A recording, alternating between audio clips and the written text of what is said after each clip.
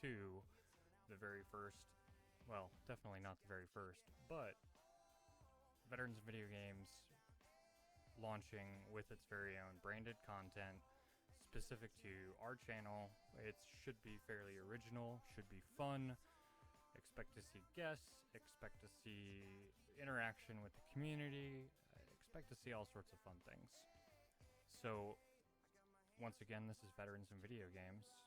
And what is Veterans in Video Games? Well, I would show you our website, but I rolled a d20 this morning, and I critical failed. I had a natural one, and the website went down. So, needless to say, I've got my work cut out for me on getting that back up and running, so I can show you all during the next stream. So, Veterans Video Games is a 501c3 charity. It's legit. It's been a legit charity for just over a year now, and Veterans Video Games. So, what are we targeting here? What is our mission? What is our goal? Well, our goal is to level up one veteran at a time, and the mission is, it truly is raising awareness and serving veterans. Now, veterans, doesn't that sound a little bit exclusive? No, it's not, because when we think of veterans, we also think of all the active duty members, because if they have served or currently serving, even though we don't call them veterans, they are veterans because they're active duty, and their families. And why do we include their families in there? So Veterans in Video Games is all about combating mental health issues that have stemmed from being in the service, and realizing that all of the folks that are affected by said mental illness is not just the military member.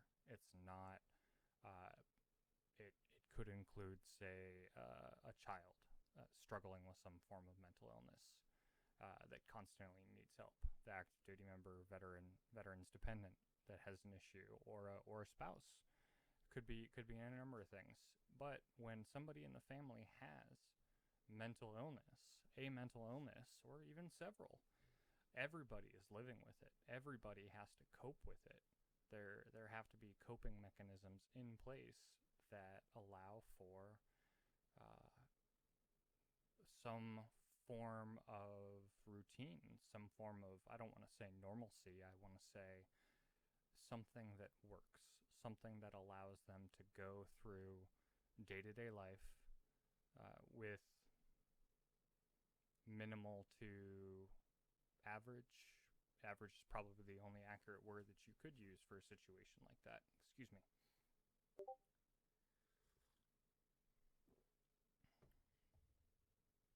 So,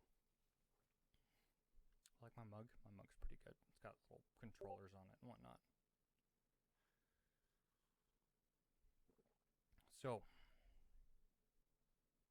the question is, as we look at things, what exactly, so what do we do with that? Well, we have a three-part motto, and it's dice, dare, salvare.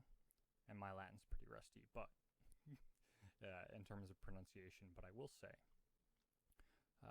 loosely translated as best I could using Google Translate and a few other things, thank you Google, is learn, give, save.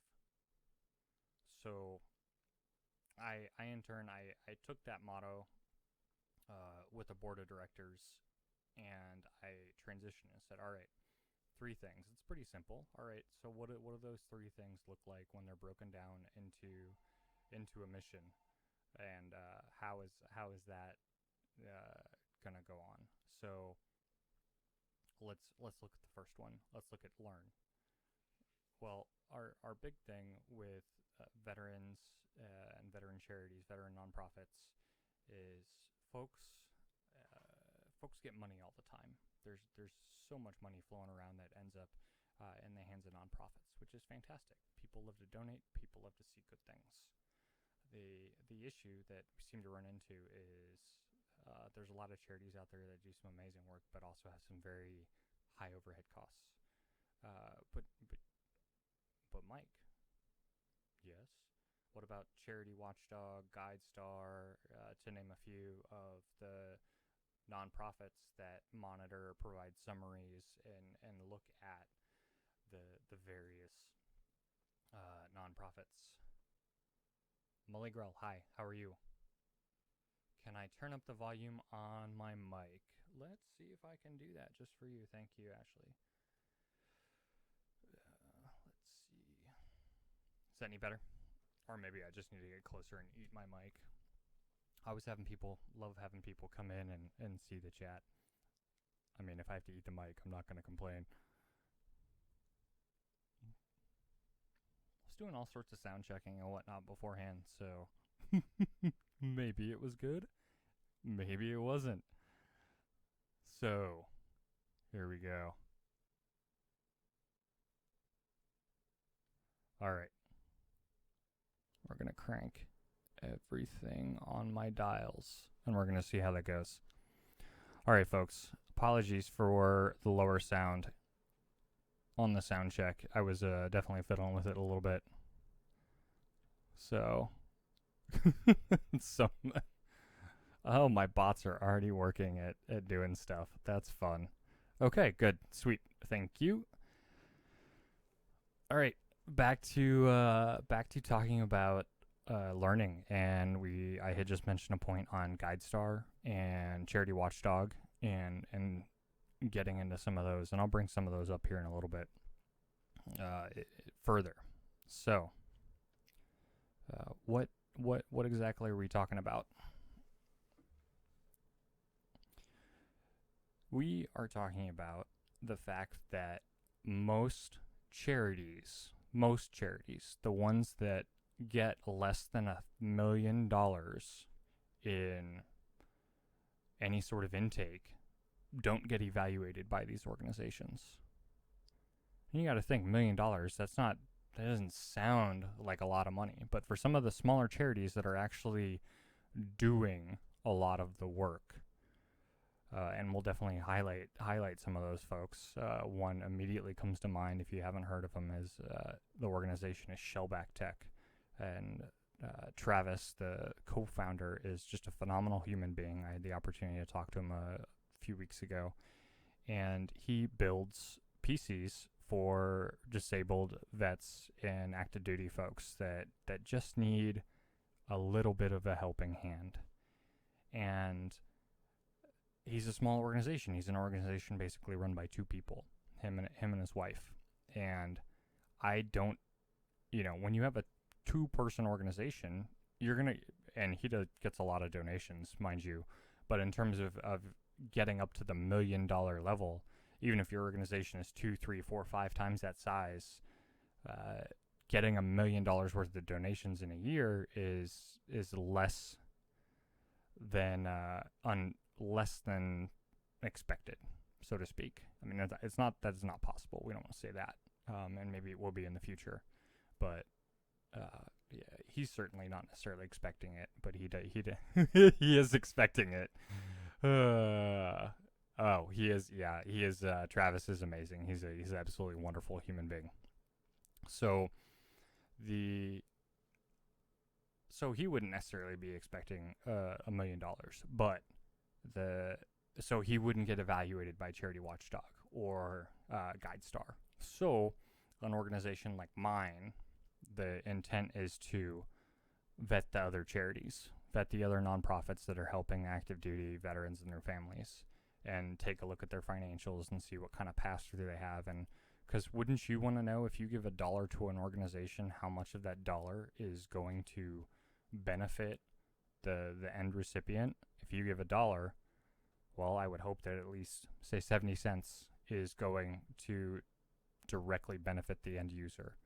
I figure 70 cents, that's good enough for the public school system. It's passing. So, all right, well, how do you figure that out? Well, we'll get into that. So, if that's for all the small charities, you got to think of all the small charities out there that are probably getting less than $1 million. There's quite a few out there. And then there's other organizations that say, all right, so that was Charity Watchdog. I talked about some other criteria. GuideStar, I believe their criteria, one of the other big ones, 7 years. The charity has to be around for 7 years before it even gets evaluated. Holy cow, charities live and die in 7 years. It may be in for a couple years, do some things, and then go through some crazy rotation. Life happens to the small founder, and then it goes away. So what do you do about that? Well, you have an organization like ours that will come in and vet the charity, do some investigation work, and do the homework for you. We'll help you learn about that charity. So I say we Veterans in Video Games is a slowly growing virtual network community of veterans, active duty, and their families. So we are trying to be as inclusive as we possibly can be. And there are a lot of folks out there too that are just extremely supportive of the military, never served themselves, but have a lot of family members that have served or are related to somebody that served. So they're very passionate about taking care of veterans, which is great. I definitely want to include those people in the community as well. We do have a Discord server, and I'll get more into the details on that. It's right now, I believe it's invite only based on how it's set up, but we'll do some more stuff in there. So a little bit more about Learn. Also, and if anyone has any points any questions they want to ask through the process, I will answer them as I can. This is a fluid, scripted 2 hours, but there's definitely time in here for Q&A if anybody has any questions. So on back to the learning piece. So first, we're going to learn a little bit about me and what actually qualifies me to talk about any of this stuff. Well, that's entirely up to you. I can list off some credentials. So way back in 2004, I graduated from a very small institution called the United States Coast Guard Academy, and I graduated in 2004 with a BS degree in management. BS because Bachelor of Science, because it's an engineering school, so everybody gets a science degree. And it's always fun to say I got a BS degree in management. I served in the Coast Guard for 12 years after that, going all over the place, doing most of the statutory missions of the Coast Guard. I got to do all sorts of fun stuff. Yes, yeah, I'm a puddle pirate, yes. Officer, yes. And then I'm getting all sorts of winks. Yeah, there's tons of jokes, and believe me, I've probably heard them all. I'm also 6 feet tall, so when my boat sank, I was able to walk to shore. So that works. I'll get that joke out ahead of time. So, yes. So, BS degree in management. While I was in and served all over the place, I did counter narcotics, I did search and rescue, I did planning, I did training. There's not too many aspects of the Coast Guard that I didn't touch at some part.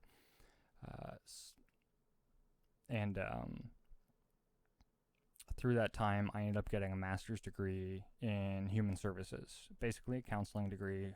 If I was going to have a career in social services or human services, I was going to go into clinical counseling. Always thought about it.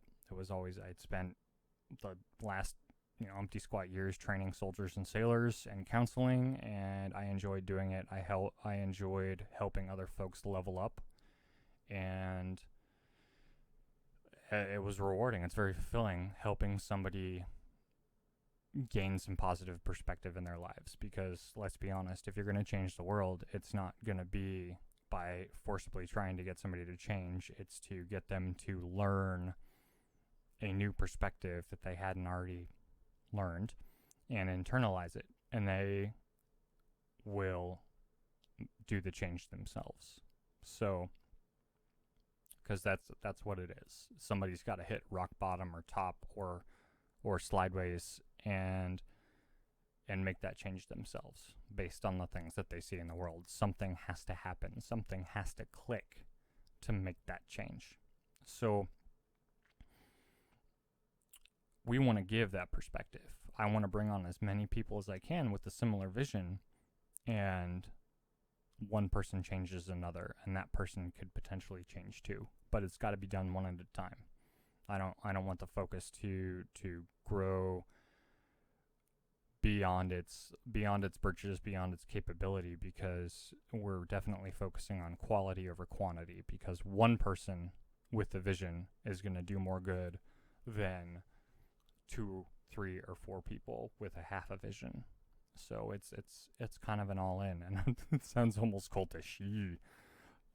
Definitely not the way to go with it. What I would say is the perspective has to be sold appropriately. Everybody turns into a salesman at some point in time in their lives, and how good you are at sales, how good you are at spinning your perspective, your opinion, and getting it into the right frame of reference for that other person so they internalize it is half the battle. You have to figure out what makes them tick, and then use the right nomenclature of the vision and get it in there. So it's not an easy process, it's a hard one, but it's something that I've been working on for the last 16 years with my perspective. I've been married, I've been divorced, I've been an alcoholic, technically still an alcoholic, recovering, been sober for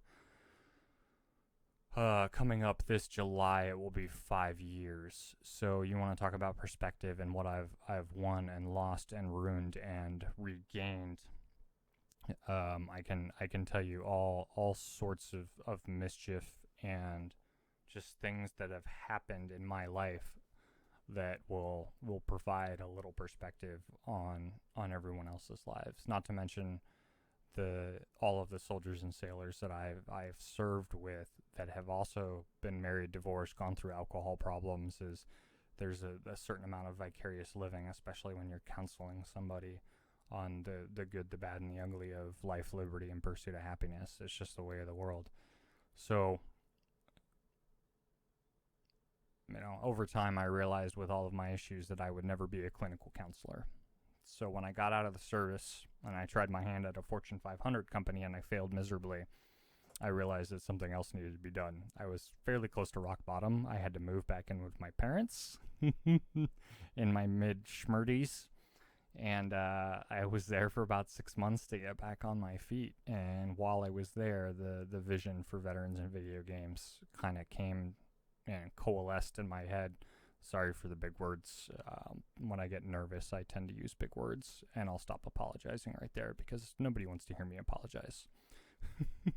So the idea formed, and I had a website start to be built out. I got on Twitter, started following some folks, and big words freaking coasty. Well, I mean, I would chalk that up to not necessarily.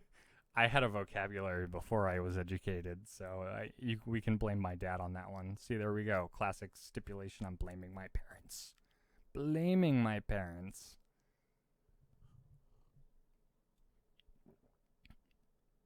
Yeah, actually, if you're trying to test my commands in the channel, I don't know which ones work and which ones don't. It's like I just need to suck it up if everything works great, but if it doesn't, it's time to get to work. It's time to do some stuff. So, anywho. So learning. We talked about learning. Talked about doing stuff. We talked about a little bit about my background. So what am I doing now? So now I'm sitting in front of my computer talking to a few of you folks, and we're going to start the education process a little bit. I don't want to have crayons, my husband. My God.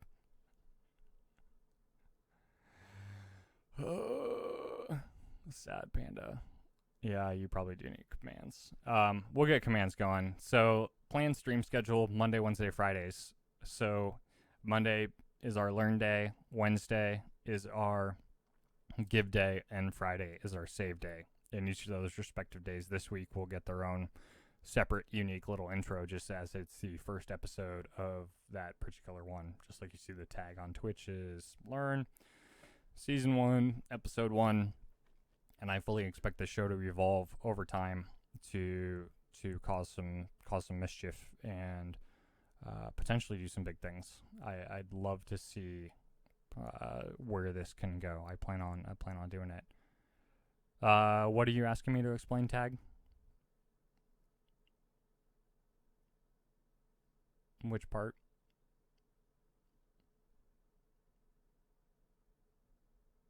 Learn, give, save. So, learn, I mentioned it. Awesome. I love it when chat is in tandem in talking about stuff, which is fantastic. So, learn, give, save. Oh, she does have fast fingers. That's pretty. She tweets a lot too. If you've been following her for a while.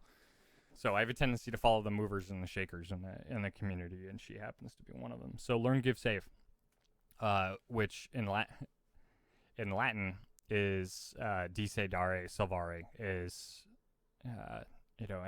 most military organizations have a motto, and I couldn't not have one, and that one seemed the most appropriate based on the things that I am trying to do and my organization is trying to do, and three things are much more easy to keep track of in terms of pillars and breaking things down into functional statements and business stuff. Say, all right, well, what are you trying to do? Well, learn, give, save. There you go. It's that easy. So the learning process is all about internal learning. What can you do in your daily life, daily living to help improve your current situation, whatever that may be? What kind of perspective can you get if you're in a rut, if you're struggling? What are some of the things that you can do to improve? So things like breathing exercises. We're actually going to do a breathing exercise here in a minute. I will actually talk about. It's just one I pulled up off one of the worksites. I think it's actually Harvard School of Medicine. Very yeah, anything from Harvard I figured is probably okay. And I looked through the thing. It's .org, edu, whatever it is. But it's definitely a little bit more legit. So I pulled up a breathing exercise. Of course it's Harvard. Yeah, I don't remember if I had any friends go to Harvard or not. Meh.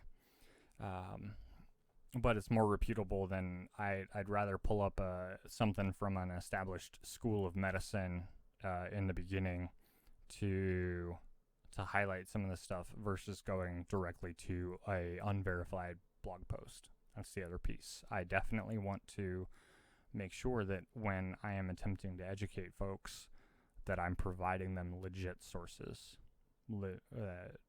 not just a referred news from a referred news. I will always get as close to the source material as I possibly can, and I will also learn is follow the money, and following the money is one of the other things we're all about. So learning, it's all about education. It's all about getting into those details that are going to help provide perspective. And it may be nitty gritty, it may be monotonous, it may be boring sometimes, but sometimes you got to know the details to figure stuff out. That's the way of life. I didn't get where I am without reading the book. That was one of my dad's favorite sayings to us was RTFB, read the book. You can guess what the F stands for. This is a mature video cast, but I will try and keep it as clean as possible.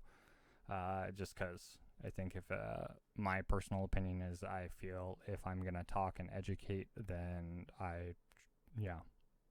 meh. And we continue, and I digress. So,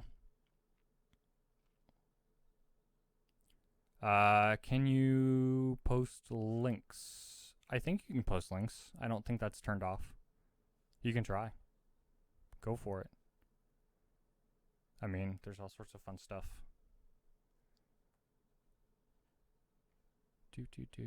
What does that star mean? I don't know what that star means.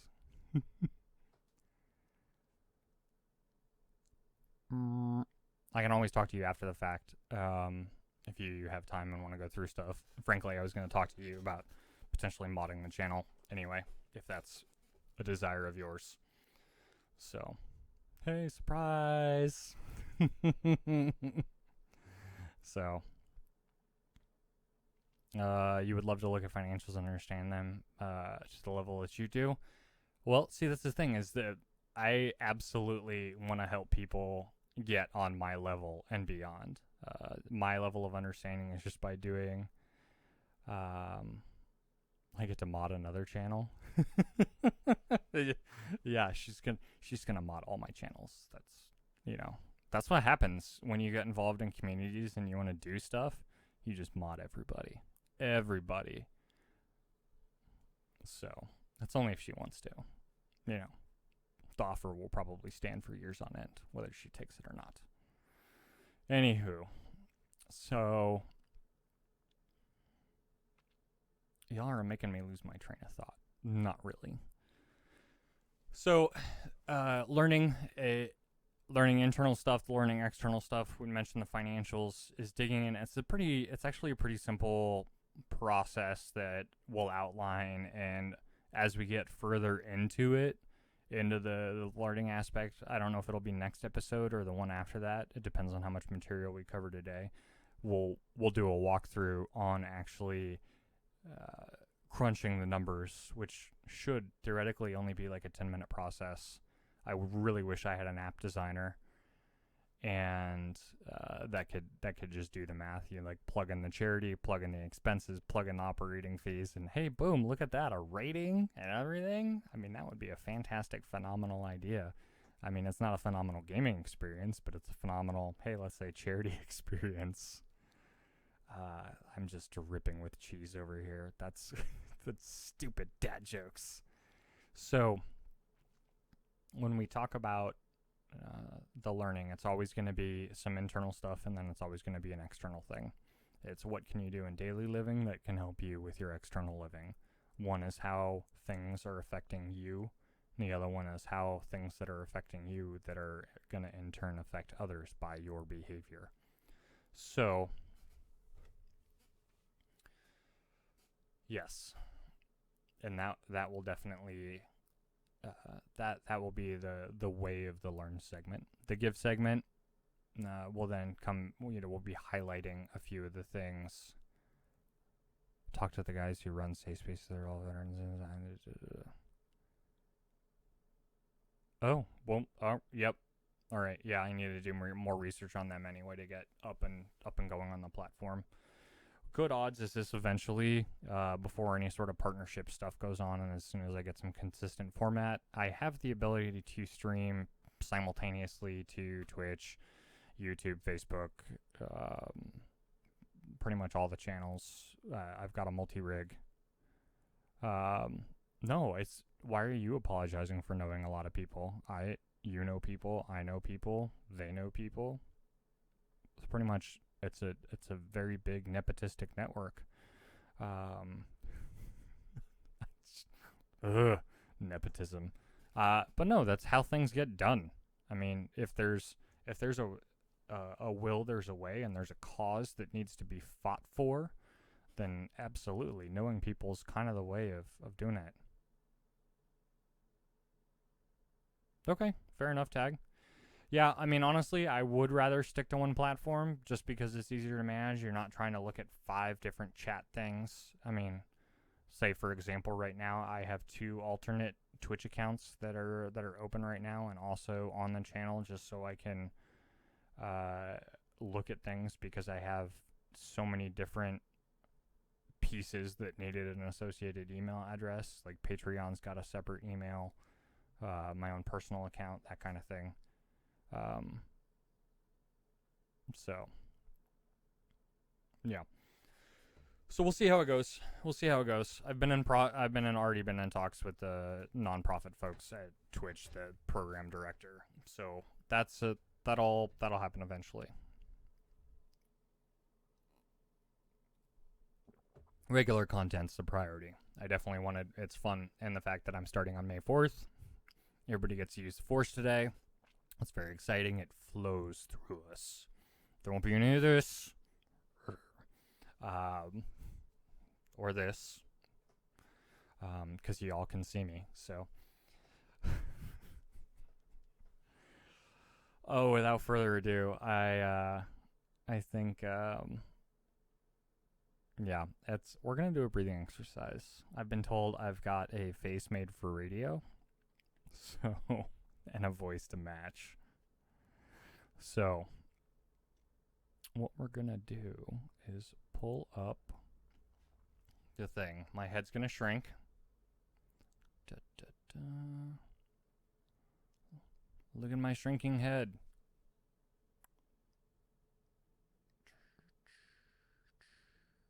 Yeah, I just did that. All right.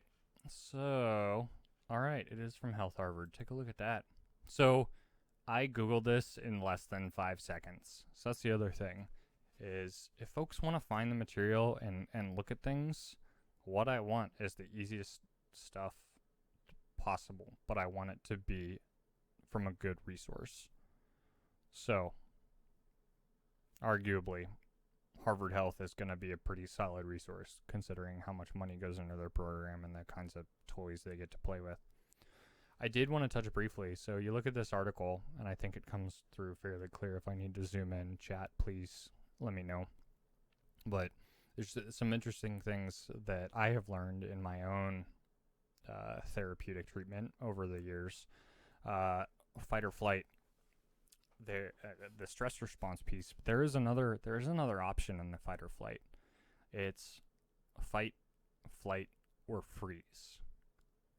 And most folks don't think about it past the fight or flight. But the freeze, that is your body has entered such a stressful state that it just stops.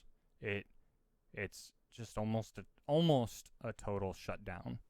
I've experienced it before, and it's definitely not pleasant. It's basically if you're stuck. If you are, I'll touch on a vehicle accident here just to highlight it. 2007, the day after Christmas, one of my primary PTSD triggers is driving. I was on the way home from leave, heading back to my unit, and I got caught on a patch of black ice. And my truck rolled.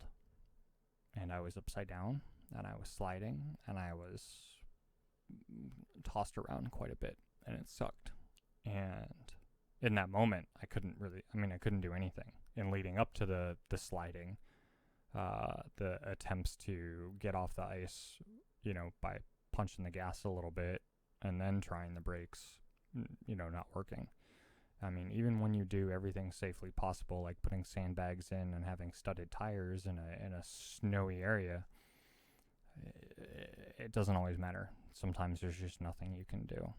And it's working on that kind of thing that has allowed me to understand that freeze response a little more, because I was in my seatbelt in the driver's seat, spinning around upside down like I was on the inside of a washing machine or dryer. There's just nothing I could do. And it's not a good place to be in. And going through these activities of daily living will hopefully only put somebody into the fight or flight response, because that freeze is brutal. The research supports an absolutely just a much longer therapy recovery period than a fight or flight. Fight or flight, at least you took an action and you did something. Freeze is just not possible.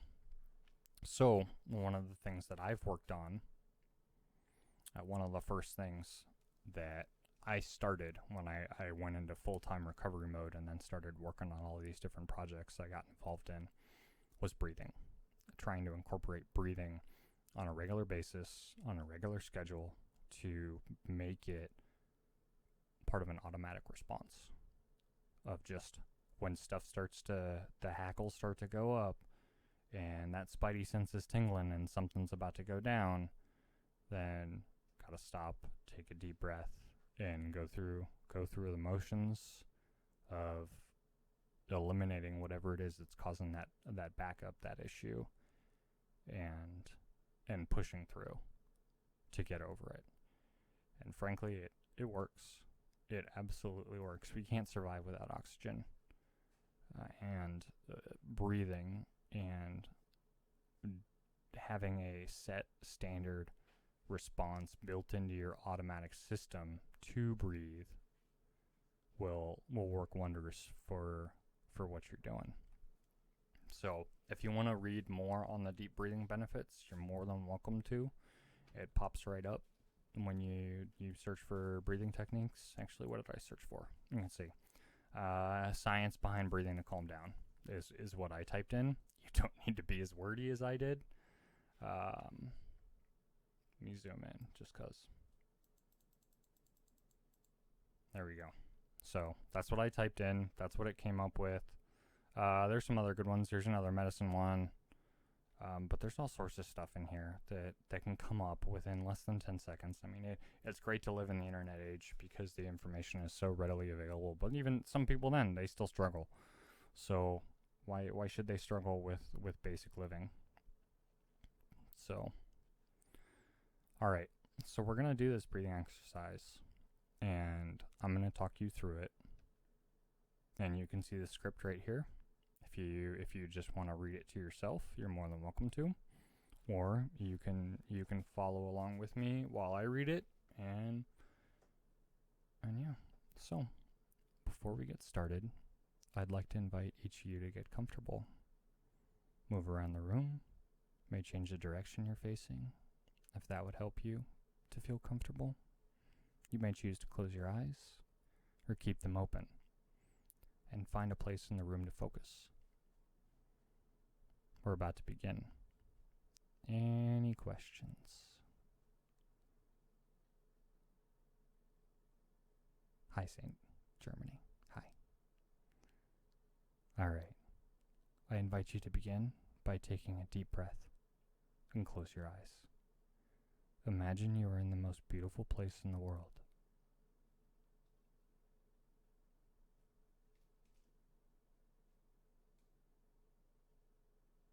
As you continue to relax your body and take slow, deep breaths, see the vivid colors all around you, and just take a moment to appreciate those colors.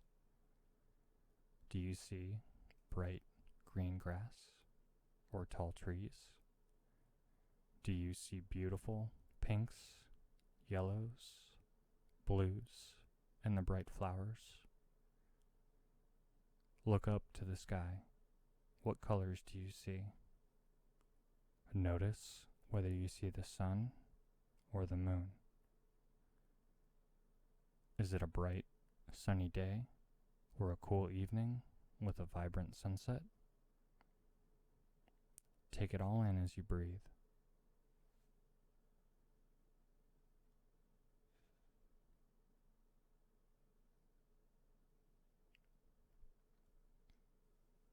Take a moment to notice what is going on in your mind. Bring yourself back to the most beautiful place in the world. Notice what your body is doing. Whether you choose to sit or stand or take a little stroll in your mind. How does the ground feel underneath you?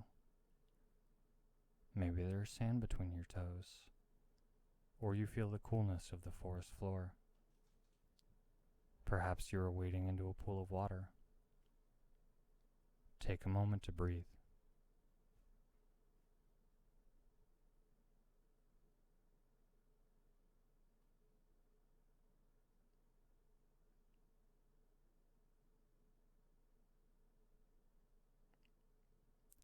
How does the air around you feel? Notice any warm or cool sensations? Maybe the sun feels warm on your skin. Perhaps there's a gentle breeze. What else do you feel?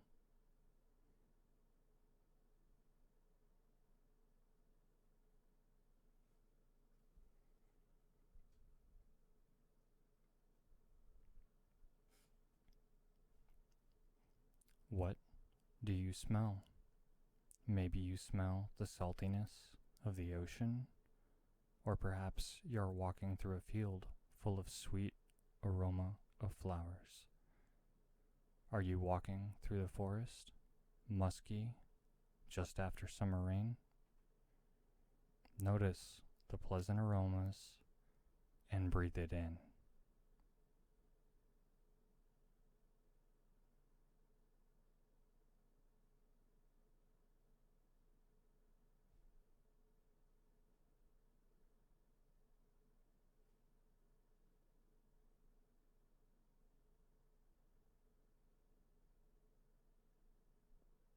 Notice the sounds. Do you hear the birds singing and calling? Maybe you hear the roar of a waterfall in the distance. Do you hear the rustling of autumn leaves blowing about in the wind?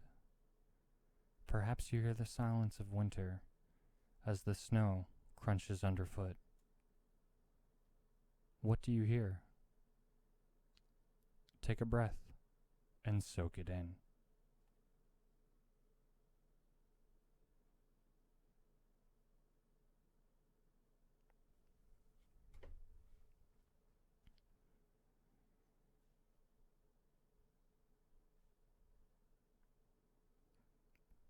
As you breathe, notice your surroundings. Where did you choose to bring yourself? In this last moment, experience the colors, the sensations. Notice the sky above you, the smells and sounds. Allow yourself to take it in. Maybe the corners of your mouth turn up slightly in a smile as you enjoy your relaxed state.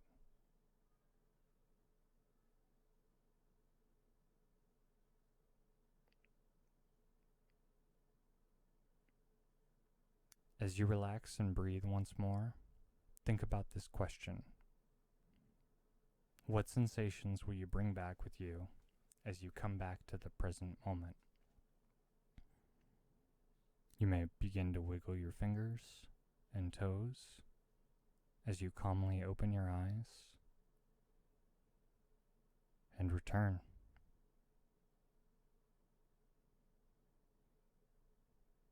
How was that, folks? Did you make it through? Did I put you to sleep? Only time will tell on that. I actually really enjoy doing breathing exercises, and I've been debating pulling some out. I've been debating pulling out some various breathing exercises and then re-recording and putting it out in a separate, just like, breathing podcast. I don't think I would ever do like ASMR or anything like that, but I would totally do just some breathing stuff, just reading through it, just some relaxation, meditation. It's enjoyable too, especially it's a little tougher to do over chat. But yeah, I would totally.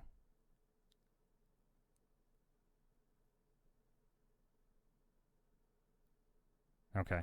Yeah, I actually think my volume is max, so I'm gonna have to tweak.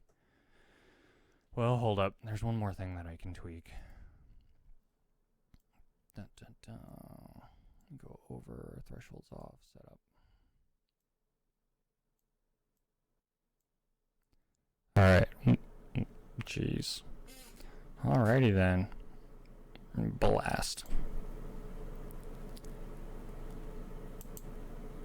How is that? That hurts my ears. I'm gonna bring it down.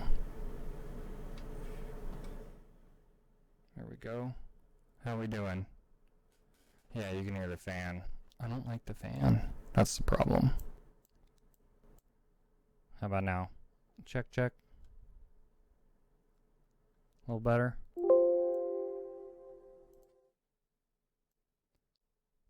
Perfect. Yeah? Sweet. Good. I don't hear the fan right now either, so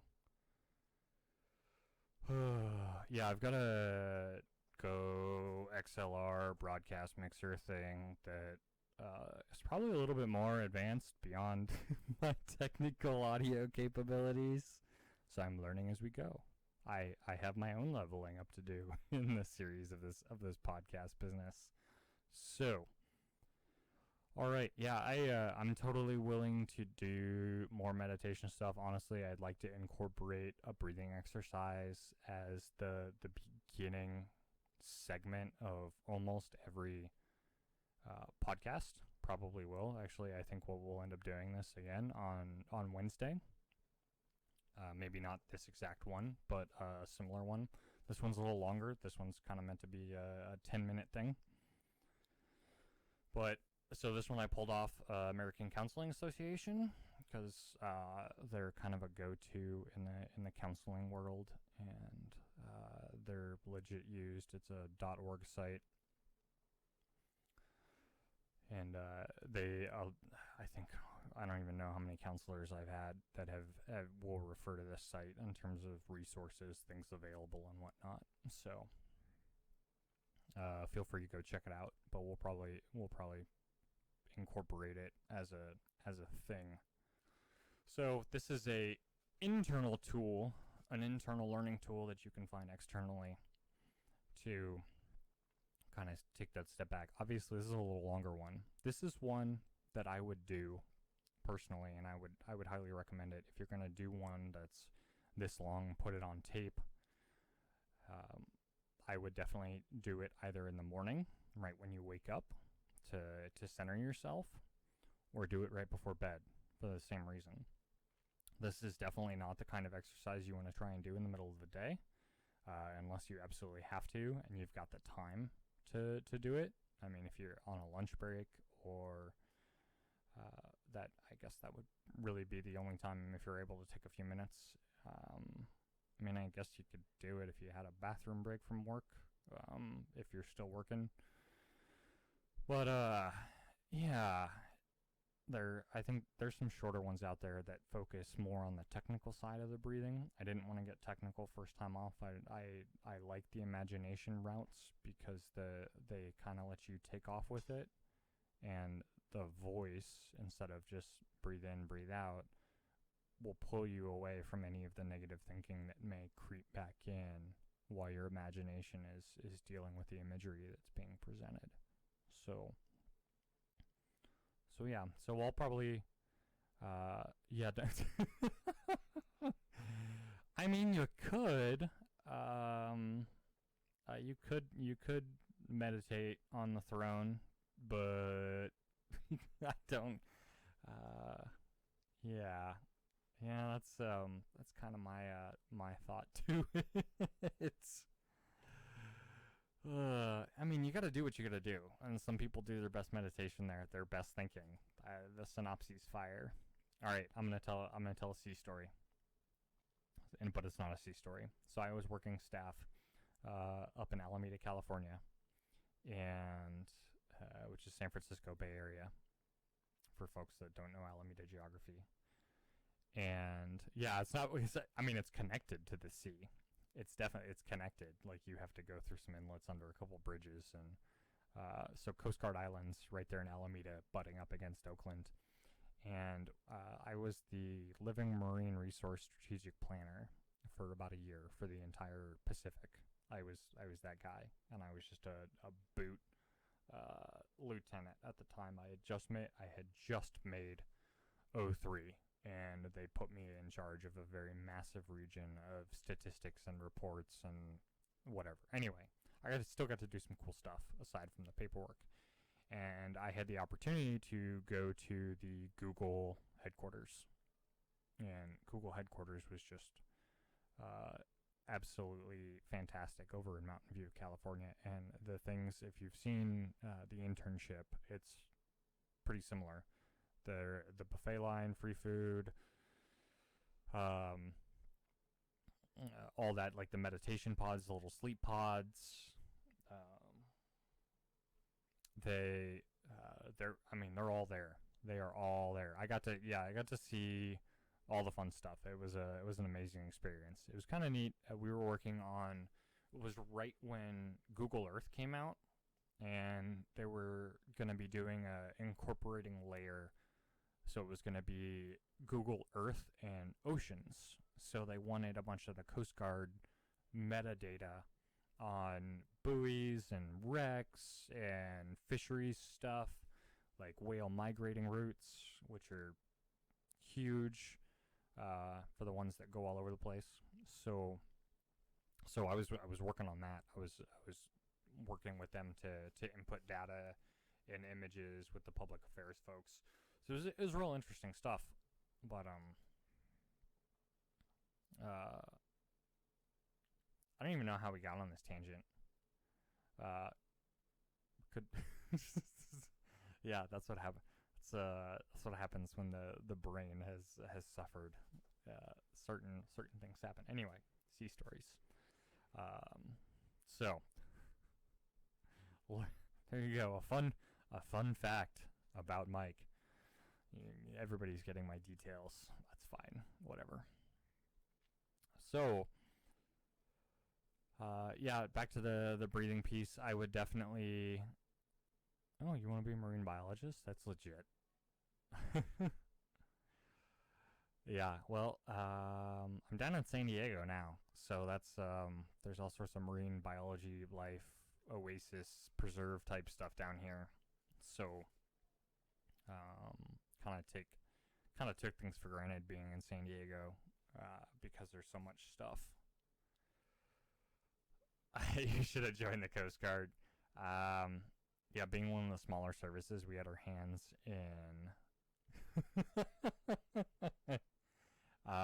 You're not the first non-coastie to say that. I've heard lots of people say it. I joined the Coast Guard because I wanted to be in the business of saving lives, not training for a potential war that may or may not happen. Now, mind you, if I had gone to another branch, I definitely would have been involved in war, regardless. But yeah, we'll save some of the other stories on how I was patrolling the maritime boundary line against preventing the Russians from overfishing our waters, kind of thing. Or how I was doing counter narcotics in the Caribbean. We'll save those stories for later. So the internal tools, incorporating breathing, I circle back to it. I would recommend breathing morning, evening, and then sometime midday if you need it.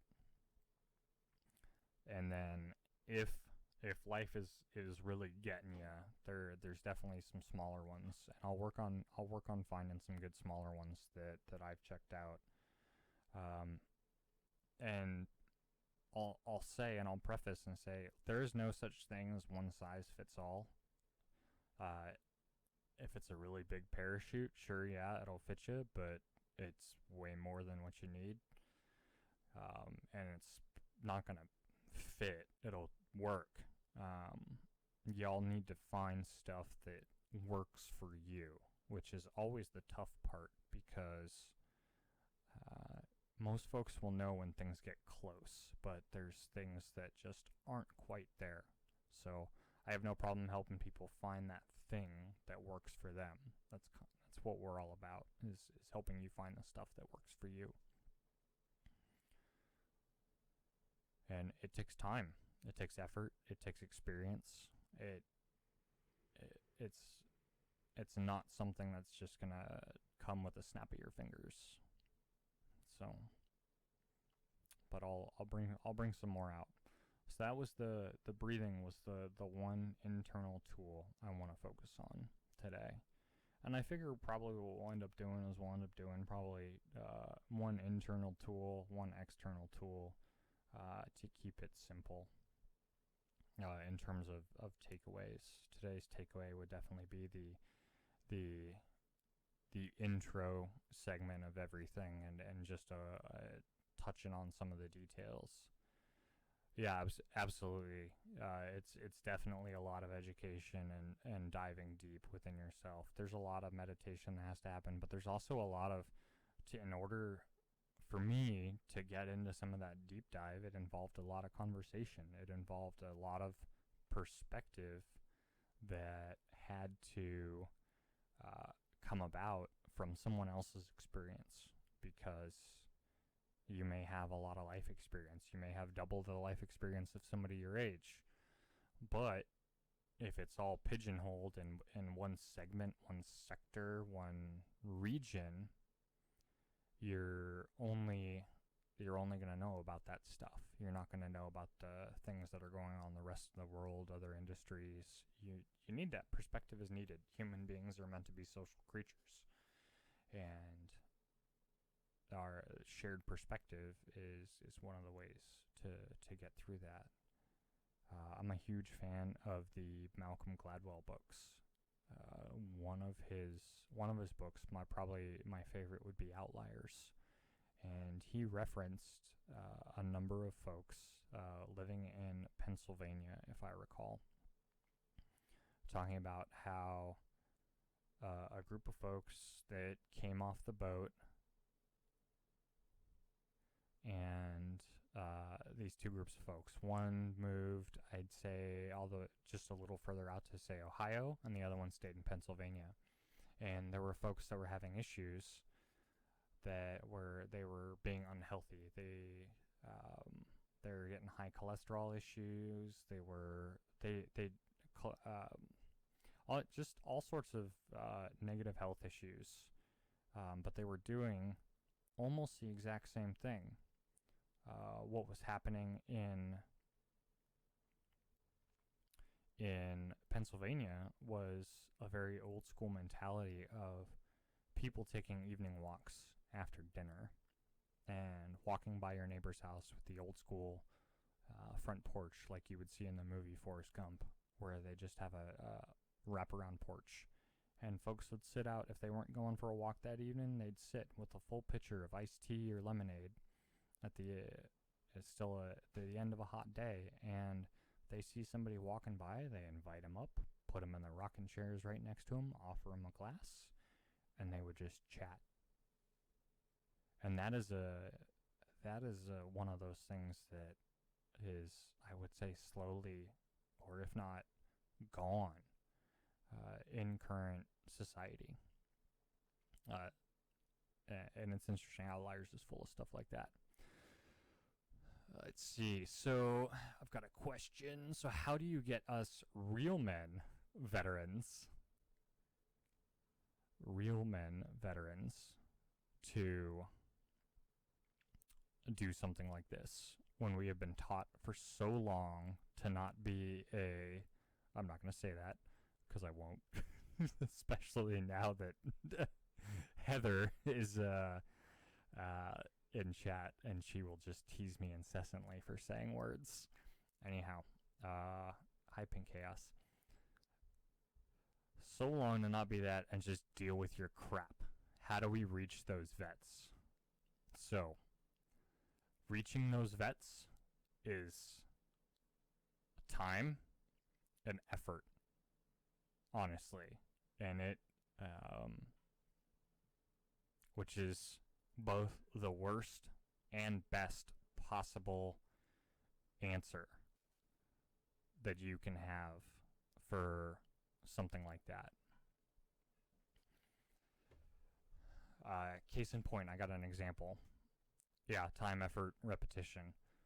Case in point, I have my roommate is an Army veteran. I met him through the program where I got my service animal, my Rugers, he's passed out over on the couch next to me. At some point, he'll probably attack me, telling me he either needs his mid-morning snack or he's ready to go potty. So I met my roommate through the service program. And at the time, we just kind of chit-chatted. He and I were the same age. He's an Army vet, and he has traumatic brain injury and PTSD. So, we just kind of chat, and I mean, it's just obvious in his mannerisms and his behavior that, was a little different. So he and I kept in touch. At the time, I was still living with my parents, and I was getting ready to move out. And I'd asked him, and I said, hey, I'd noticed some tendencies and noticed that on occasion he would start having suicidal ideations. And being in of the mindset. And I was like, all right, well, let's just check on this guy and see how he's doing. Well, over the course of time, he eventually needed to move out of his current living situation. So and his attitude had deteriorated, and his service dog was only getting him through so much of the day. So I brought him in. I gave him a place to stay for a few weeks, and I made sure, and I said, hey, why don't we move into a 2-bedroom place? And I'm almost never there, so you would kind of have the run of a 2-bed, 2-bath place pretty much all to yourself. And you pay your half the rent kind of thing, and that was it. And made it happen. We lived there for a year before I ended up moving us into a nicer place. I ended up buying a condo. But in terms of helping save a life, it's been the time, effort, and repetition that went into constantly checking on them. And that constant checking, it wasn't like it was a daily thing or even necessarily sometimes a weekly thing. It was just altering enough, being in the position and the power to alter a situation where you eliminate the major threat to their thinking, or helping them understand the major threat so they can make the change themselves. And it's worked out beautifully to our mutual benefit, but it takes time. I met him in the fall of 2017, and it's now 2020. So he moved in with me in the spring of 2018. So he's been my roommate for about 2 years now. But that is absolutely a time, effort, and repetition for somebody that's in that situation. That's not necessarily everybody. Like I said, there's no one size fits all. There's not even a one size fits most anymore. That one size fits most has definitely become more of a guideline template that needs to be at the probably 25%, 50% altered. That only gets you half a plan these days. And you got to come up with the rest based on the person. There's no sense reinventing the wheel for the basic building blocks, but then when you get into the nitty-gritty of somebody's life, so granted, you had a lot of interaction with this vet, but for the rest of us using this platform to spread awareness, how do we break down the wall that we all put up for them to hear and use the help that we are trying to give them? Well, so here's where it gets, sticky's not the right word, but here's where it gets, I'd say, fluid. The Veterans of Video Games will likely stay a small organization to minimize overhead, but segmented out to where the volunteer force, once it grows, would not be burned out, and there would just be the right amount of pinging into the community that could follow the model of time, effort, and repetition. Breaking down that wall is, and I totally get it, because here I am, nearly 38 years old, still trying to deal with the stigmas imprinted upon me by my dinosaur of a father. So, who, is pretty much almost exactly in line with the mentality that you're talking about. And I can tell you that personal experience, that wall has only been slowly knocked down Berlin style by some occasional brute force and life experience. So reaching some of these members is just going to have to be constant repetition. Some of the other ones, it's not, like I said, it's not going to be a one size fits all for each of these members. It's just going to be, to a certain extent, some inundation. It's going to be, if one thing hasn't worked, then you alter your words just a little bit. You shift how you're telling them in a slightly different way. And if that doesn't work, you change another couple words when you talk to them, and then another couple, until something resonates. You have to put it in a perspective that allows them to internalize it. Building a community and allowing them to have a voice to speak out is one of the biggest assets that you can. Absolutely, I agree with that statement. I think that's a good statement. To speak out, one of the biggest assets. Yeah. And then in terms of giving folks a voice, that can go any number of ways.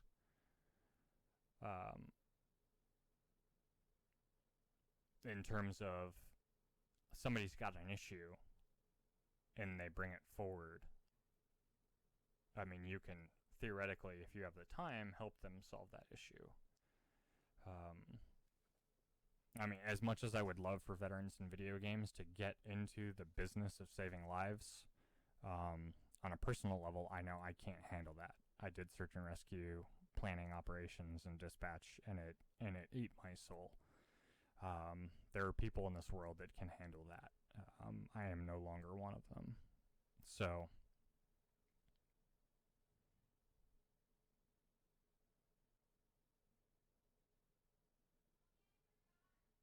oh, Pink, absolutely. So I'll read that. When running events, I've seen people come and tell their heartbreaking stories to us as we're streaming. And I brought everyone together, created a support for the system, and then gave them the resources they needed. It's quite powerful. Absolutely agree. 100%. That would be the N22 Discord. I mean, that's so when I said it, where things get fluid, is finding those other organizations that veterans of video games can partner up with to utilize to share the right resources to accomplish the mutual mission. Because at the end of the day, a lot of the veteran organizations that I've seen popping up are all doing the same thing. They're trying to raise awareness, inadvertently or directly, mental health awareness, and combat it on the front lines and be a little bit more proactive. Most of my stuff has centered more on the esports side, and now a little bit more on gaming culture as a whole, as a means of therapy and providing some services on that regard. And there's definitely going to be some room for branching out into further things as we get some volunteers on board that can assist in providing vetting reports, because as we see some of these organizations pop up or have been around for a couple years, but they haven't gotten that awareness break where they're not known, getting them more well known so they get the influx of money they need to operate at their full realized potential. Well, that's also true. And I say, so the money is important, but maybe not for the reasons that I articulated or attempted to articulate. She's really poking holes in my stuff. I appreciate it though. She keeps me on the level. Thank you, Heather. The money piece is important to the point where you should know where the money goes, and that's about where it stops. If an organization should devote most of the money that comes in towards the mission and minimize overhead costs, and that's about, to me, that's where it stops. So where the awareness and support is needed is absolutely, because these smaller organizations are built on the backs of the founders. They're built on those visions. And when that kind of stuff happens, if their vision can not expand but grow and evolve and level up to get closer to its final form. And yeah, I'm just going to speak chock full of video game jargon and references because that's just the nerd that I am. For those organizations to potentially continue to exist is they have to know what their quality versus quantity line is. Where do they draw the line? And that's going to, I would say, be dependent on the organization itself. If they see a niche, and so part of veterans of video games is going to be developing relationships with some of these other organizations in terms of knowledge and know-how, and say, hey, what are y'all doing? You got any events coming up? Do you have this, that, and the other? What do your projects where you need bodies, or you need somebody to do some research for you, or and see where it goes, because a lot of the nonprofits right now, they do already talk to each other in some way, shape, or form. They know of somebody who knows of somebody that's in that other work. Shockingly enough, it's all connected. So kind of just taking that ball and running with it. And it's going to be interesting to see how it grows out, and it's definitely it's going to be fluid, and I'm totally willing to have more discussions online and offline for the vision and what veterans in video games can look like, because it's got currently some limitless potential. I am not saying that, Pink. Yeah. Oh my god. Killing me, Smalls. So, it's got a lot of potential. So we'll see where it goes. I'm excited. I'm excited to, at least be talking to folks and seeing, providing some perspective, and then pulling some of you all in as guest folks in the community that are okay with at least being in via audio, video, and talking about your perspective, sharing your stories. And I think that's really where it's gonna get entertaining, is and meaningful. Not necessarily entertaining, but looking for the content that's going to pop and bring that awareness level to where it needs to be in terms of some of these organizations. Those folks that haven't been around that long, that the big nonprofit reviewers haven't checked out.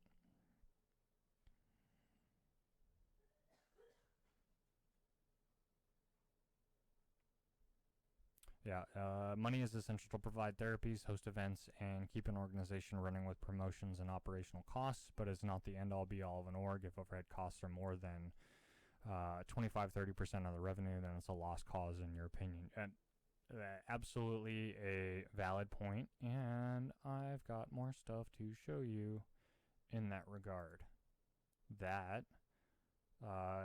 So talking about some of the external tools.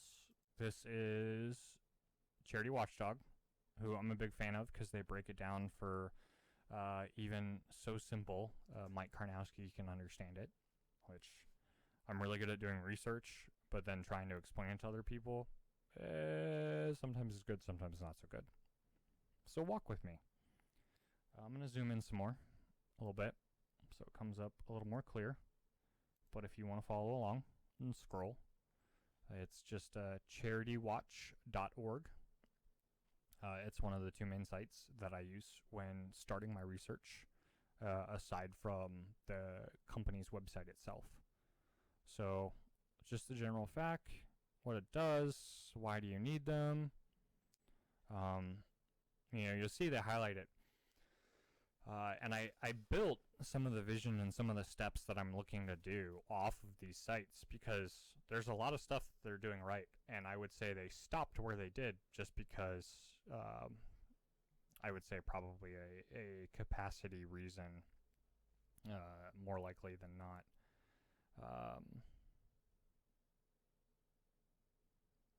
But all very basic stuff.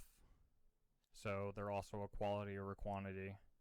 There you go. So here's the thing I was talking about, where they only focus on evaluating large charities that receive 1 million or more of public support annually. So that's why I was like, all right, well, what about the ones receiving less than $1 million? I mean, there's got to be hundreds of charities that receive less than $1 million. And there's got to be charities that receive less than $1 million that have been around for, say, more than 7 years, that they've never been vetted. So, we can look at, we'll just click on their process, their rating process. They have two mechanics. They've got a cost to raise, and they also have their mission, their program cost one, which is basically a little bit more of what I was talking about in terms of a mission to dollar ratio. And maybe at some point the program would evolve, and maybe the one factor that we do the math calculation on and hype when I'm looking to vet charities, maybe we do that. And then if it comes in a tiebreaker, because at some point Veterans in Video Games would be a grant funneler, if that makes sense. I definitely don't want Veterans Video Games to be bogged down on the money. I would rather us just pull a Jerry Maguire and show everyone else the money and where it goes and why it's important and not important at the same time. But that's going to take work, effort, and raising awareness, which we're completely willing to put in and plan to do. But if the program grows to the point where there's enough volunteers that are willing to assist in the vetting, because the other piece of it is what about those organizations that have been around for years, and you want to track whether or not they've improved. Are there outliers? Is there some analysis in there? And that's a little bit more into the weeds, but that would be the stuff that I personally I enjoy getting into, that upper level analysis, because it's, hey, did they get a new CEO? Why all of a sudden did they dip in mission to dollar? Did their overhead shoot up? Those are things that I would be concerned about, that the people just doing the vetting reports wouldn't necessarily need to care about. So the capability, the initial capability is there to understand the full scope of this process, what they're outlining here in CharityWatch.org. The potential is real, and how we would do business is very real.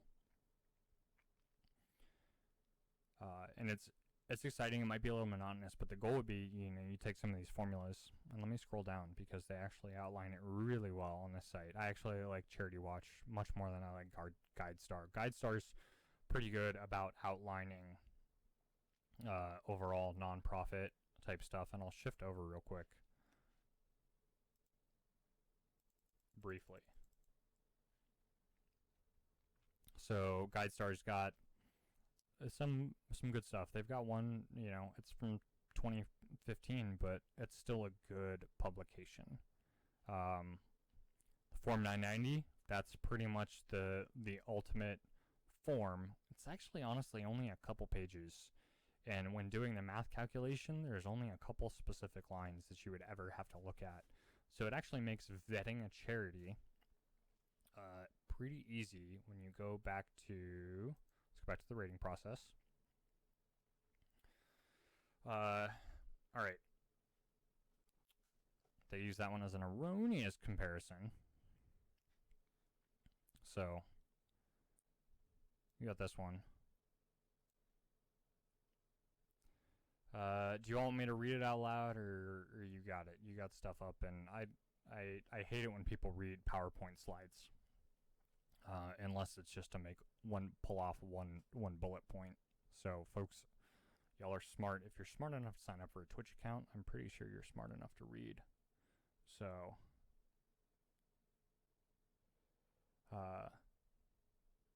yeah.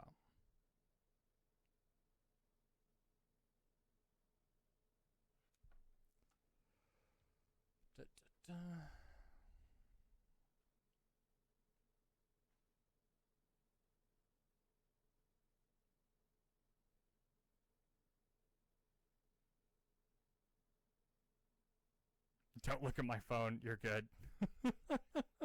I was checking my notifications from you. Jeez. Have I seen some of the things Twitch chat says? What specifically? Stop it. What specifically? Tag. Which piece?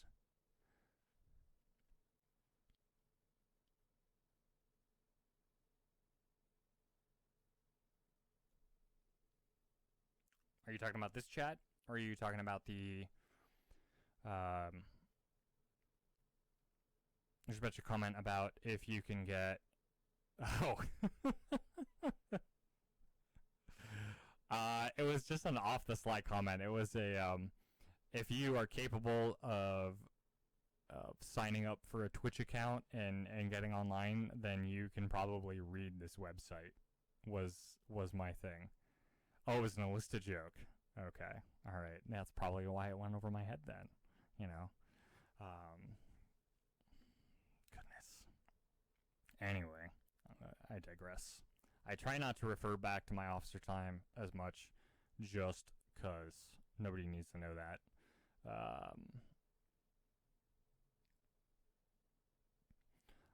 Needless to say, I'm fairly well educated and educated enough to know that I don't know everything, but there are some things that I enjoy doing and know how to do, sort of. And those are the things that I usually focus on. And for the things that I don't know, I tend to pull people that know how to do it better than I do. So, and that's basically the one of the other moving forward points of veterans in video games and how we plan on doing business.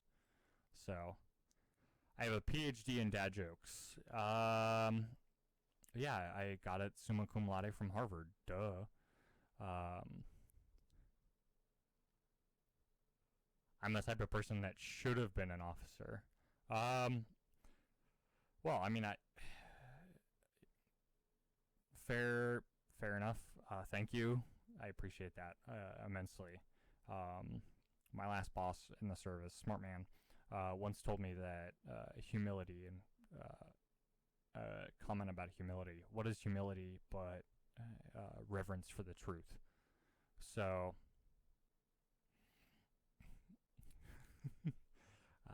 so I try to employ that in daily living, and I am accepting of compliments. But if people say nice things about me, I usually just acknowledge it, say thank you, and move on. And I wish other folks were like that too. But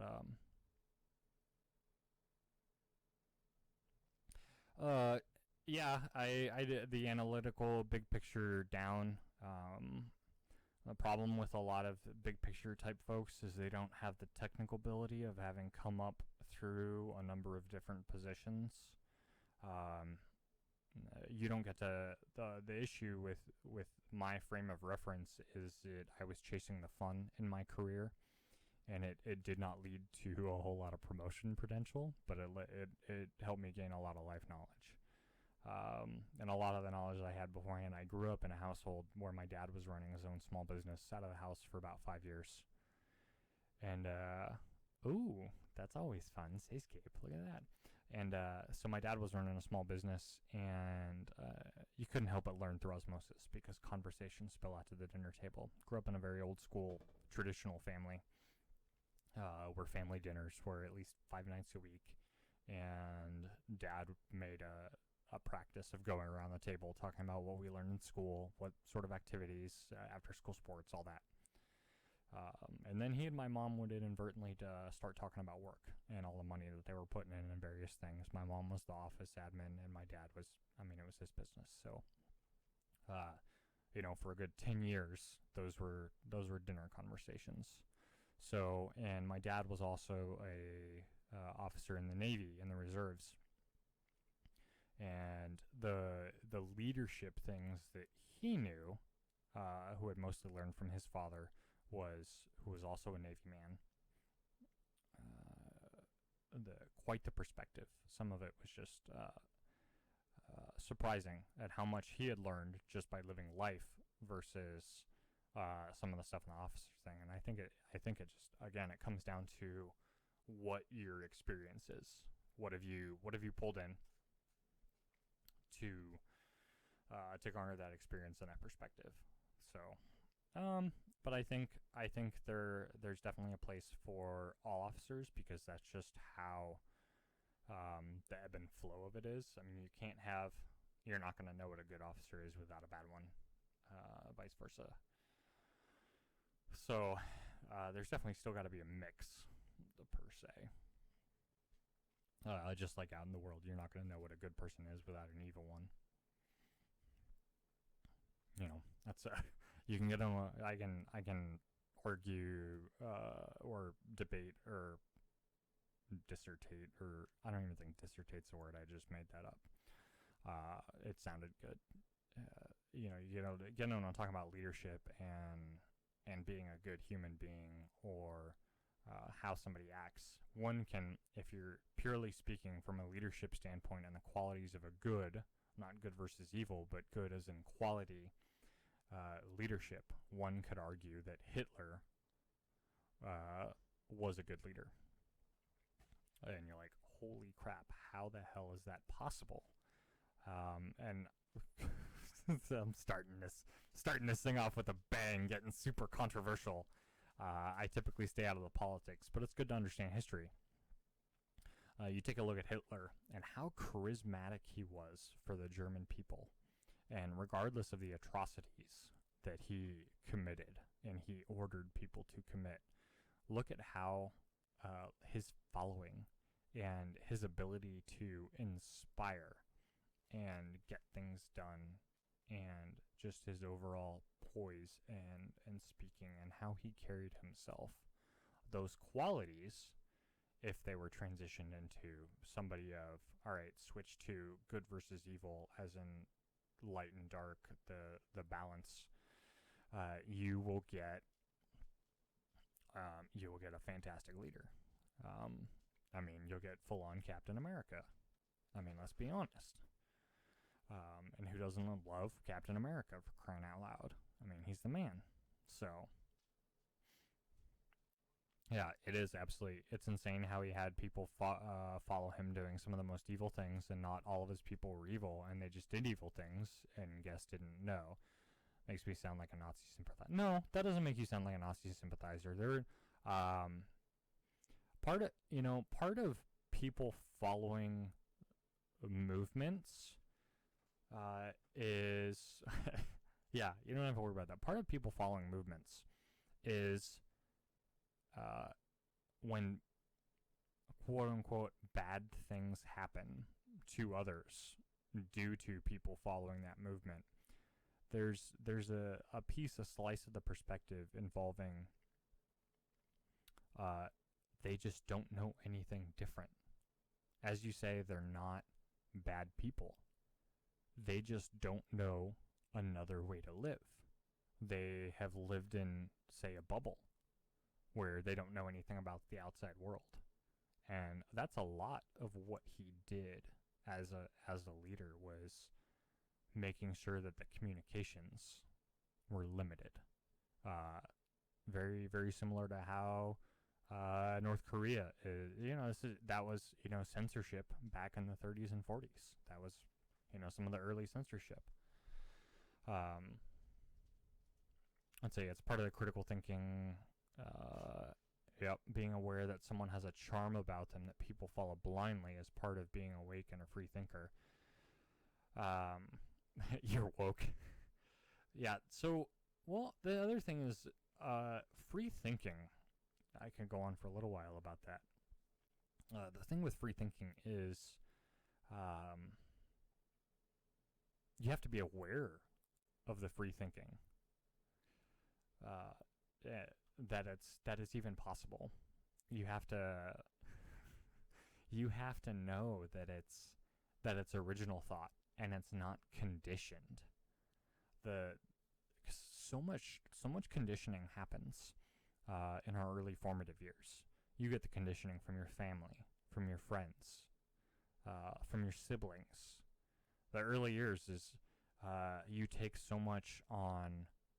Absolutely, as you say, there's a lot of blind faith, not George Michael faith. Damn it.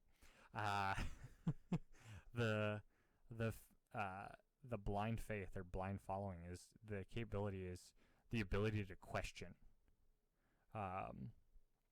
things, and the ability to question can be conditioned out of a society. So folks may not even be aware that free thinking is a thing. They just think this is the way. This is the way that it is.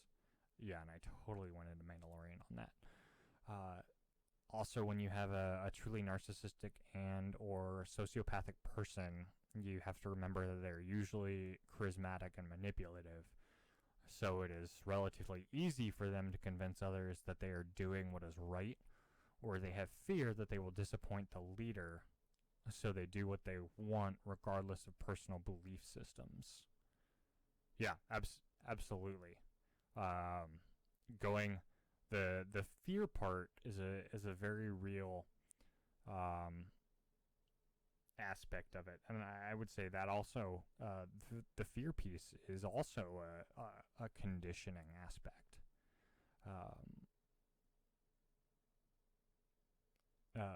Of the capability of original thought, of the ability to question, and the ability to actually go against the grain. And typically, because humans are a social creature, you're gonna have to a human that starts to question has to have somebody else to challenge that questioning in a way that is accepting of it, of somebody that's already done the questioning themselves and has come up with their own answers. Take a look at The Giver. I never got around to reading a book, but I know enough about the movie to know the premise behind the book. You talk about dystopian societies and the conditioning that happens, and you look at The Giver of how everybody's seeing everything in black and white, and then, if I remember correctly, the boy has his eyes open and starts seeing everything in color. So that's the other. I will always try and throw in either a something to back up my stuff. Like, I don't want to just talk out of my ass on these things, because it's not fair to anybody that's watching to think that I'm just making stuff up. Like, I will always back up my opinions with facts and or experience. Another thing, programming and conditioning, breaking that is 100% hard, but being able to analyze all that, and meet it with debate and question within yourself is true, pure thinking or free thinking. I agree, absolutely. And I would say the 100% hard piece, and I would dare say in certain situations, because the materials and let's call it social kindling isn't there yet, can be in that instance, in that situation, whatever it is, 100% impossible. You need the right spark and you need the right kindling, and that's going to take at least two people to make a change in that sort of situation. One person to come up with the idea. So, oh God, my phrases are being coined. I'm going to have to look that up to see if anybody else has said it before. Just because I kind of like it too. Thanks. Let's see. Questioning and debating. If you resort to anger during debating or looking at all sides, then you need to research and open your mind more. And trademark that. Trademarking is something I haven't even touched or researched yet. I do need to get into that as soon as I get some of the graphic design a little more finalized.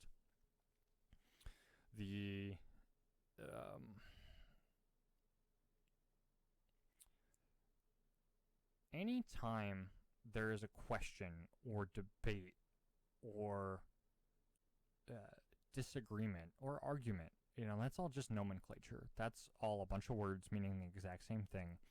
the piece to remember is when you're doing all that is to stick to the facts, what you know, and removing the emotion from the situation. Not necessarily the passion, but the emotion. The passion comes out because of your belief system, your opinions, and whatnot, in terms of your tone of voice. But leave it there. Is something that I've seen. Anytime that emotion comes into a situation that absolutely requires logic, is where you get into some stickiness. That will cause more relationship, friend, whatever issues than you can shake a stick at. When a situation really requires logic and analysis, you need it really just needs to be broken down and simple. And that's part of what Veterans of Video Games is getting into, is breaking it down into simplest to help out some of these folks that are struggling, because they are almost, they shouldn't be, because we want to get a hold of them when they're stabilized, because developing that arm of a more immediate response, which I don't want to be reactive, I want to be proactive, which is why I want to develop a bunch of people with these tools to head those kinds of things off. But you have to come at people with logic and passion. Some of the best speakers, the most charismatic speakers, are going to be the ones that speak with passion. I'm a huge fan of the works of Dale Carnegie, and if you don't know about Dale Carnegie, he's the fellow that outlined and wrote how to win friends and influence people. That series, The Art of Public Speaking, and used many references. To me, it felt like the Malcolm Gladwell of public speaking. And I highly recommend, if you haven't read any of Dale Carnegie's stuff, they're very short. They're not very big, but they talk about being active and speaking from the heart, but also things to incorporate. Because you would run into an instance of, say there's two speakers at an oratorium. One is the master of his field in some breakthrough science thing, and the other one is a priest. And we've got this master of science over here talking about breakthrough technology that is going to change the world. Okay. But people are slowly drifting out of his speech and moving over into the priest's speech. And why do you think that is? Well, I think we all know the answer already. It's because of the master of his craft wasn't injecting any passion.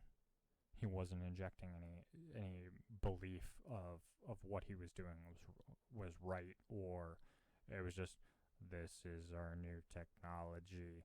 You talk like that, you're not going to win anybody over. But you got this priest, and they didn't refer to the denomination or anything like that in the book, but speaking about beliefs and how to act in life and being passionate and engaging the crowd, looking at everybody in the eye and just moving deliberately. And this is all of these traits are outlined. And those are the priest was speaking about what he knew and chasing after it. And he kept it simple. And I think that's the thing to go for without getting too wordy in it. And I know I'm guilty of it all the time, is getting too wordy and getting down rabbit holes of some of these topics, because unfortunately I'm an asshole that thinks I know everything sometimes, which I don't, clearly. But it just kind of is what it is. So getting back into some of the comments, people often mistake passion for emotion as well. That's absolutely true. And I would even say vice versa. Even typically someone that designates themselves as a free thinker is someone who forms their opinions independent of authority and often rejects religious dogma. How would you classify military members based on this ideology? That's a really good question. Well,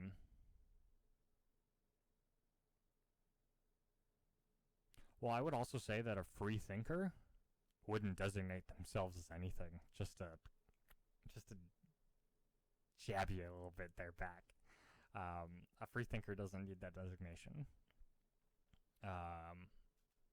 But I will agree with you 100%. Their opinions are going to form independently of authority, but their opinions may be independent. Well, it's not the classic definition. You're right. A lot of the information in the world comes from a place of authority. There's very few unbiased literal pieces of information there, and that's something that I think people just need to be aware of. To record, the only thing that I can think of that's a literal piece of work that does not have a whole lot of bias to it would be the dictionary and the thesaurus. Those two books are about as unbiased as it gets.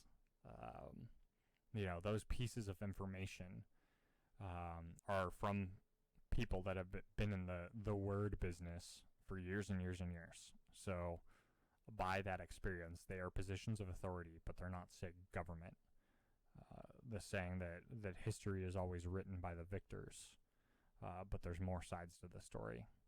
The saying used to be there's two sides to every story. Well, that's inherently false, because two sides of the story is just the two perspectives of the people directly involved. What about the perspectives of the observers, or the socioeconomic factors that are involved in the situation that led indirectly or directly to whatever the conflict is currently happening? It's like there's more than two sides to a coin. There's actually three when you count the rim. So, and if you want to talk bezeling, I don't know why I went to that. Probably because I accidentally clicked it with my mouse. If you want to get super technical of the bezeling, and if you've got 3D printing on a coin, then you've got all those other sides and faces and all that other whatnot. So needless to say, there's a ton of variables and multiples that will go into talking about a perspective. So military members, based on the ideology, is the majority of folks that don't know anything about the military are but willing to get themselves, let's say, into a situation.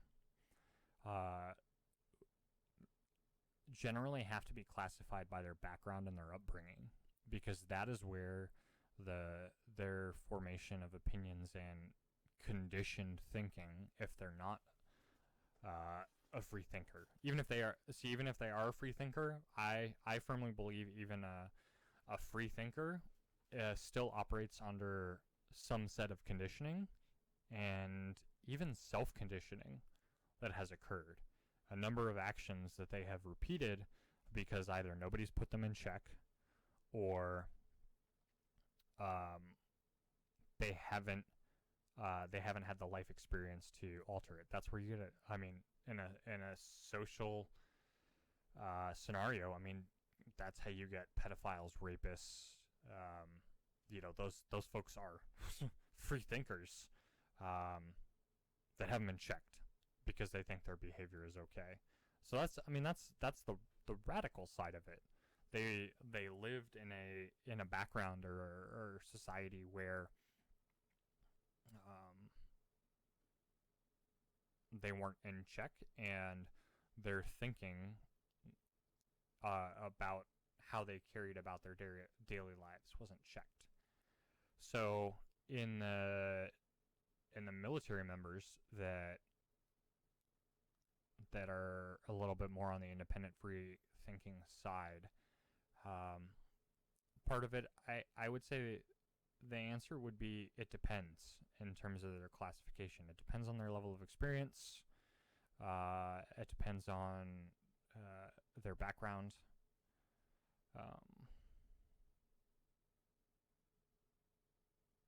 Yeah, I mean that's I did a lot of this debate not just on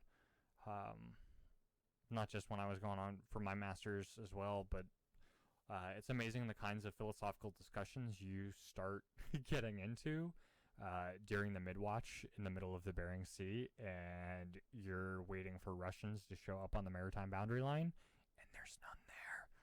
So, oh yeah, and civilians, yeah, they're gonna have a different idea because they're also gonna have different backgrounds. They're gonna have different upbringings. Their conditioning is gonna be different. And again, I'll say their own self conditioning. I think it goes back into some of the defensiveness and stubbornness of doing things the way that goes into the human resistance to change piece of if something works, if it's not broke, don't fix it. If you're not willing to, because it takes a little bit of extra work to make the change. And, you know, a lot of folks are not in it to win it anymore, unfortunately. Folks just want to get by, and they want to go do their own thing when they're done. The go-getters are, I mean, sometimes you're wondering where have all the go-getters gone.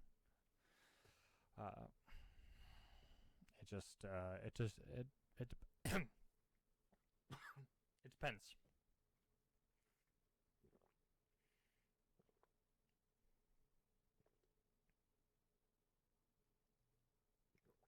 So, you have, no, I do not have the Rona. This is the, effectively the longest that I have talked. Probably in years. Going on an hour and 45 minutes of just straight talking, except for the breathing exercise. That was, but that was earlier. So, but yeah, no Rona for me. It's just throat getting a little dry. I can understand why people do 2-hour stream segments versus the long ones, and the long ones are a lot less talking. So, yeah, I would say I wouldn't be surprised if I lose my voice later because this is the most I've exercised my vocal cords. It's pretty ridiculous. Try whispering for 3 hours. You don't want to see me whisper for 3 hours. You have no idea what will happen.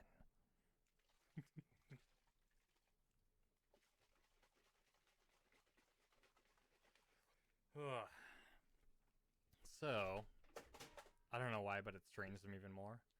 I mean, if you really want me to research it for you, I could figure that out. Or maybe you're just whispering funny. That could be the case.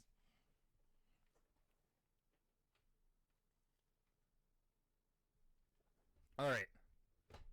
So, how much time have I got left? So I got about 10 minutes. Well, good. I wasn't going to research it for you anyway, because you were mean.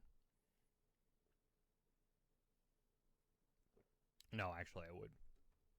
Anyway, I'm about to get banned by my own mod. So, here's their charity ranking process for until somebody else asks me a question. You know, theirs is decent in terms of their efficiency rating. I don't like that they're giving C's to folks that are in the 50 to 55 range. I definitely want to be in the 70% and above range when I ouch. That hurts, Pink. I mean, I could probably count on one hand how many times I haven't helped you out with something. Just saying. Hey, look, it's my little Twitch mug. Yay. Anyway, um, yeah, I know you're messing with me. Stop. Yeah, so when we get into vetting charities and into the finances, and I know Tag, you said you had wanted to get on the level a little bit more. If you want to shoot me a whisper or a DM, I can get into some of the social media stuff right now. Main source of communication right now, with the website being down, is and probably always will be hitting the org up on Twitter. It's at gaming_veterans. So I personally manage that account as well as my personal account. So if you see me going back and forth, hi Mad Viking King, how are you? So social media wise, that's the primary. I do have Patreon at about 85%. It is up and running if when that is something to start looking into. So Patreon site, I actually have it up, and I can talk a little bit about the methods of madness. Graphics, I need to get with Kyler a little bit and go over some more stuff to get the stuff updated. I haven't published, well, it's published, but I haven't pushed anything out on Patreon yet because I don't want people investing in it because it's not a fully fleshed out product yet. And obviously any money that comes in, well, thank you Mad Viking King, totally appreciate it.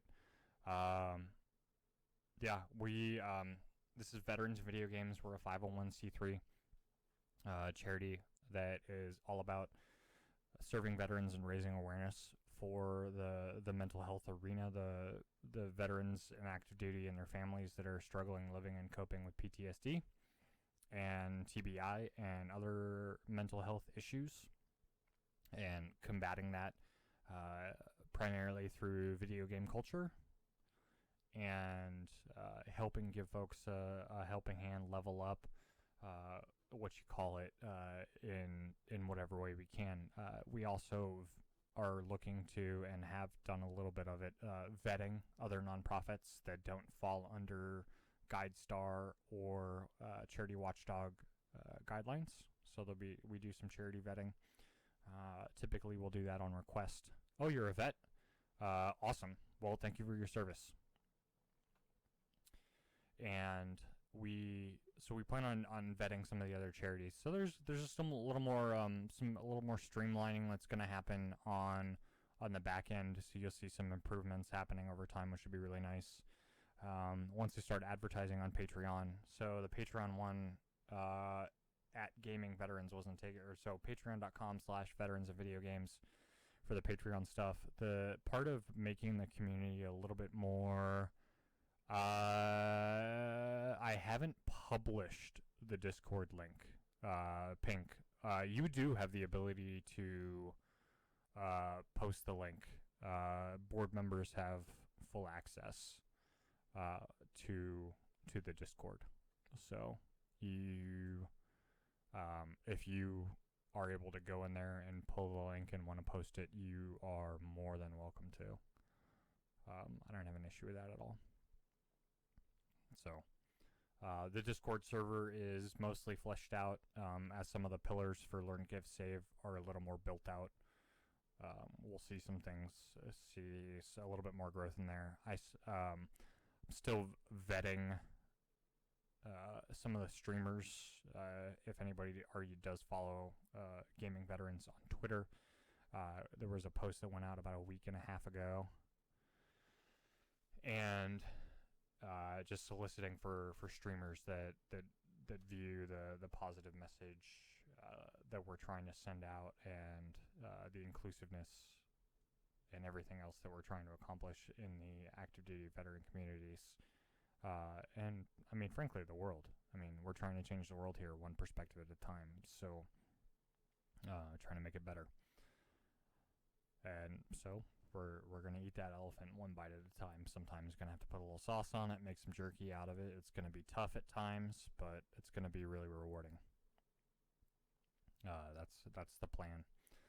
So to make this a very inclusive community, also with the Discord, the Patreon, the piece of it is breaking it into a couple different groups. We've got just a very basic, which will get you access to Discord, and this is where like the civilian inclusive pieces are part of it. I had a little fun with it, and I look at the group of folks, all the volunteers and whatnot. I've come to coin the Vanguard. So it's the Veterans in Video Game Vanguard, which is basically the front line to combat and overcome the mental health arena. And so I got to looking, and this is very nerdy, so I know Pink is going to get a kick out of it. When you look at a Vanguard army, it's broken up into 3 very distinct parts. You've got a main host, which is the bulk of folks. Mad King Viking, thank you so much for stopping by. Totally appreciate it. If you got time, plan on making. We are planning on trying to make this a regular thing Monday, Wednesday, Fridays from 9 to 11 Pacific. So thank you so much for coming out.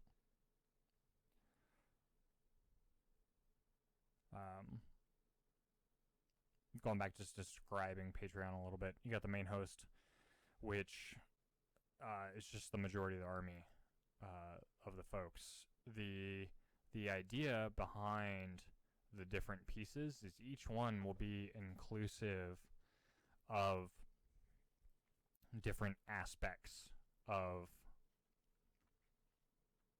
the organization and being able to help make some of the decisions. So I'm going to pull up the server.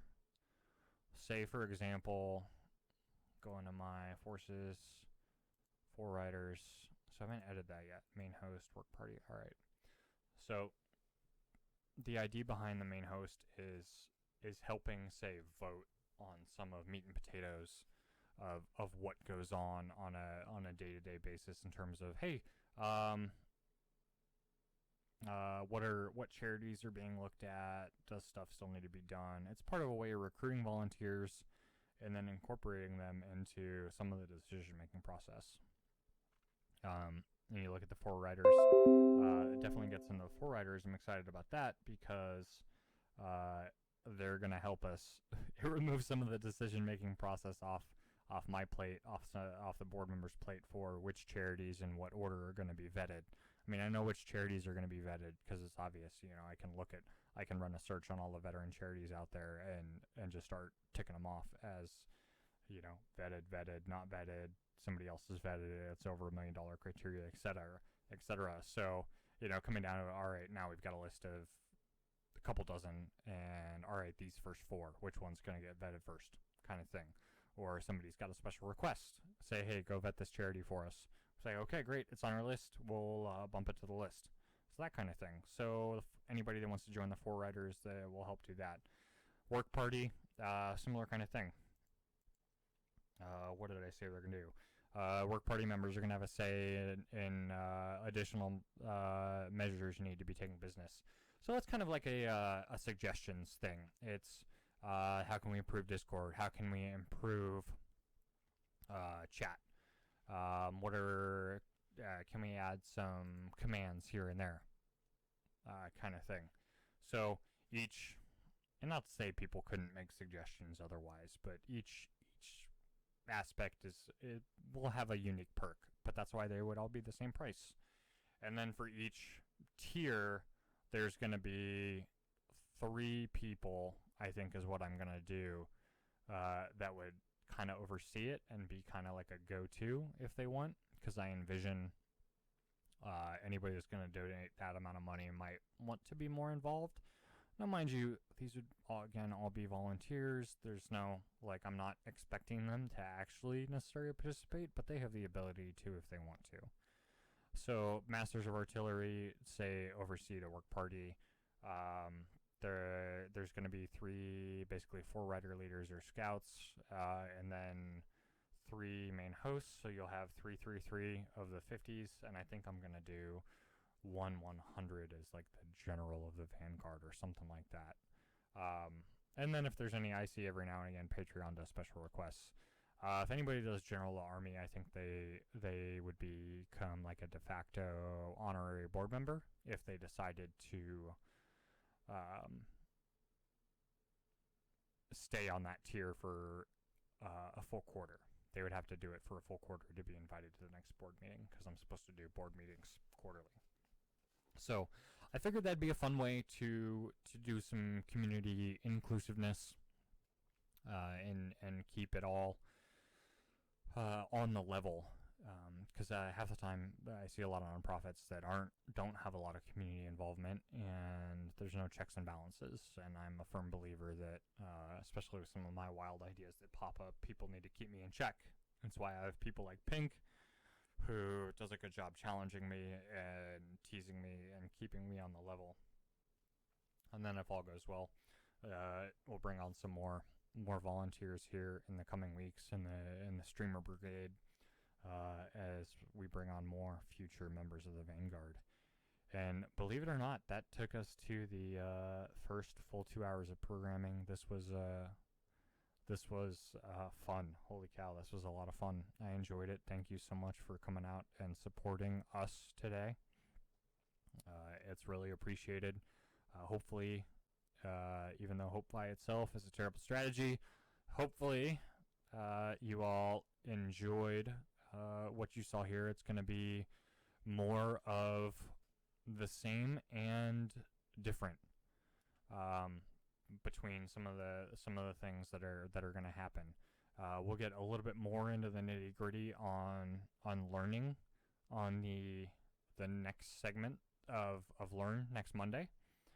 We'll touch a little bit of learning when we get into Give on Wednesday and what the Give is going to look like. Some of the Give we'll bring up the Patreon, and everything should just flow into the next Friday. So feel free, come check us out. Patreon.com/veterans in video games. Hit us up on Twitter @gaming_veterans. We do have a Facebook page, not as heavily monitored. Twitter's your best bet.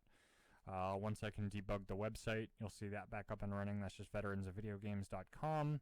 I kind of decided to leave it as a .com, even though I do have .org tied up as well. I just haven't shifted it over. I like it as a .com, kind of because we're talking about video games, and it's unique. You don't see a lot of 501c3s that still have a .com address, so it's just one more way from a marketing perspective to stand out. And I definitely like to share my internal theology and method for what I am doing. So yeah, thank you so much for coming out today. Appreciate it. And this is Mike, aka Devil, and y'all got my details today, so it's been good. Everybody have a wonderful rest of your day and a good start to your week. Bye.